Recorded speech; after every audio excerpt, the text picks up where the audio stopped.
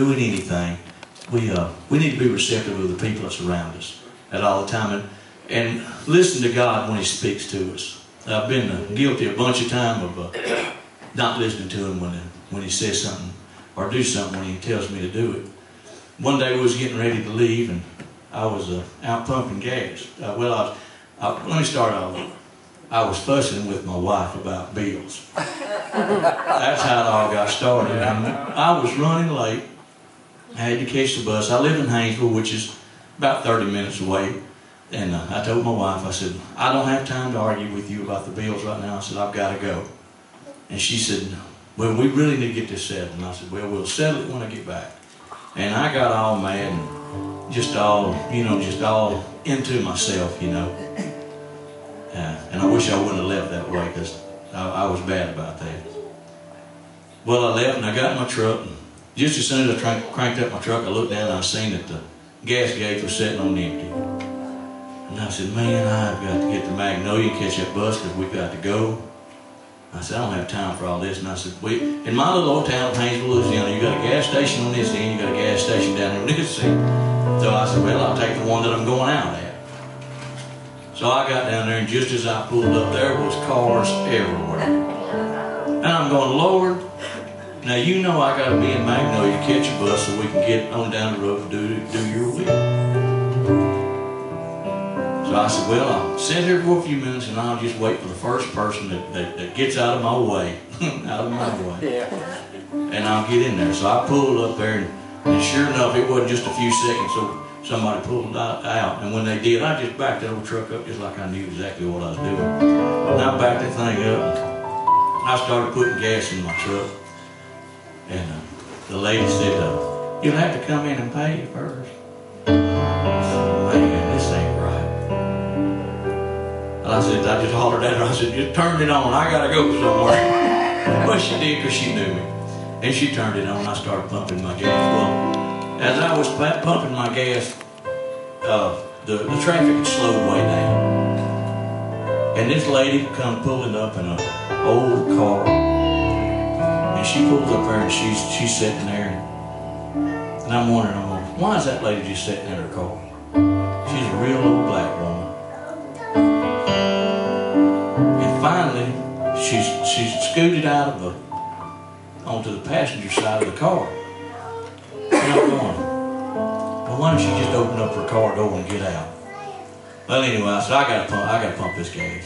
So I started pumping the gas. Well, she gets out, and I think she pumps her gas. I'm not for sure, but anyway, I pump my gas, and she's in there, and there's a line of people in front of me, and I'm going, man, you people gotta hurry up. Y'all don't know how important I am. I gotta get to town. I gotta catch the bus. I'm an important fella. So I get up there close to it, where somehow or another, the lady that was driving that vehicle, she got in front of me. I'm going, boy, this is gonna take all day long.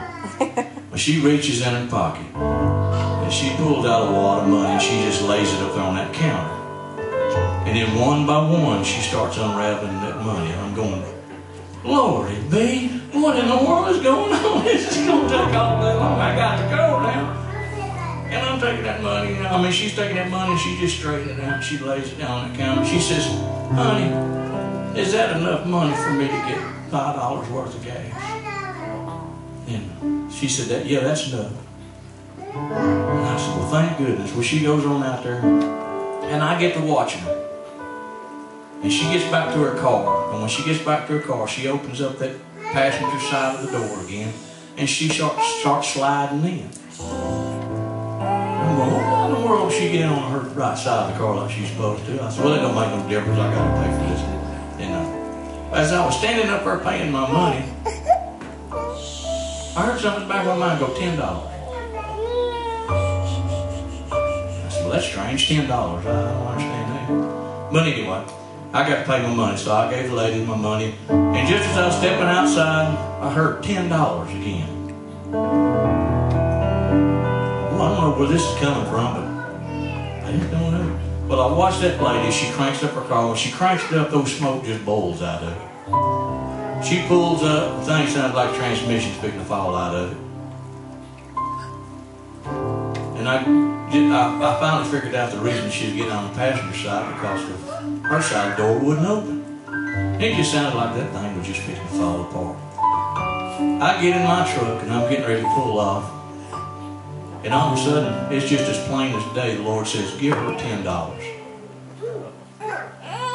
I'm going, Lord, you want me to give her $10? And it's just kind of like, yeah. And I sat there for a few minutes and I said, now Lord, now you know, I just left my house arguing with my wife over money. And you're wanting me to give away money? $10.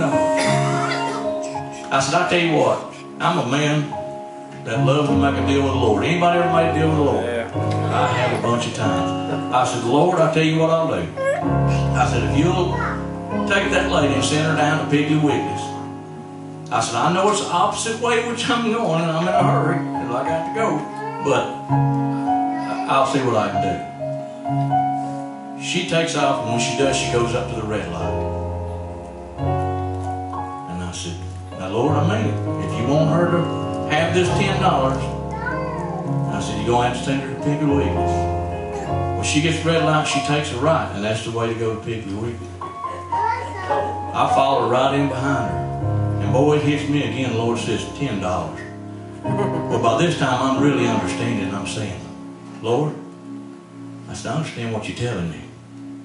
I said, but if you really want me to give her $10 now, you make her pull in the parking lot. But right there before you get to Piggly Wiggly, there's a railroad track there, and I seen her turn her blinker light on to turn into Piggly Wiggly. Let me tell you, I started bawling and squalling like a man you ain't never seen in your life. I said, Lord, if she stops, I'm going to do it. But she stops. And when she stops, I come around her and I pull up in front of her. Now, by the time I get out of that car, I am just soaking wet from crying.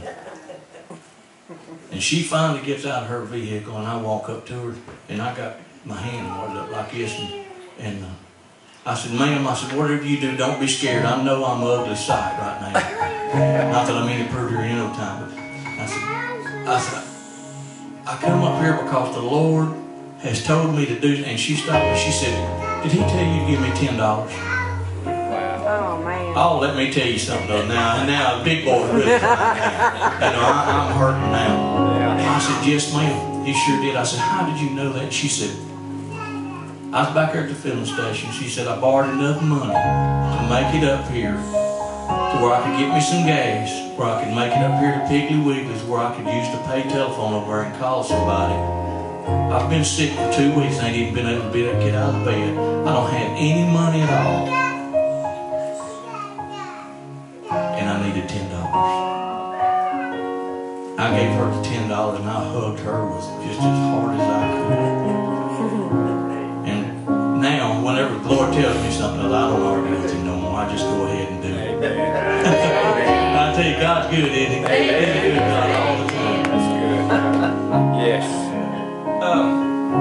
There's a song I like to do, and it's called I'm Not Lonely Anymore. And the reason I like to do this song so much is because it carries me back to my past, back when I was drinking a lot. I played in a lot of honky tonks and drank a lot of beer, smoked a lot of cigarettes.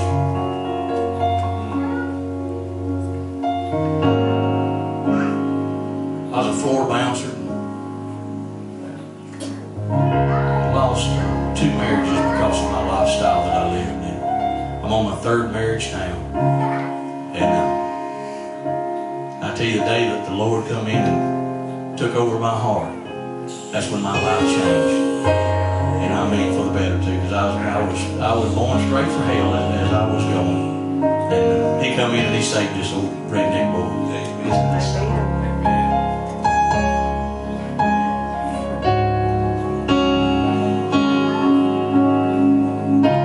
to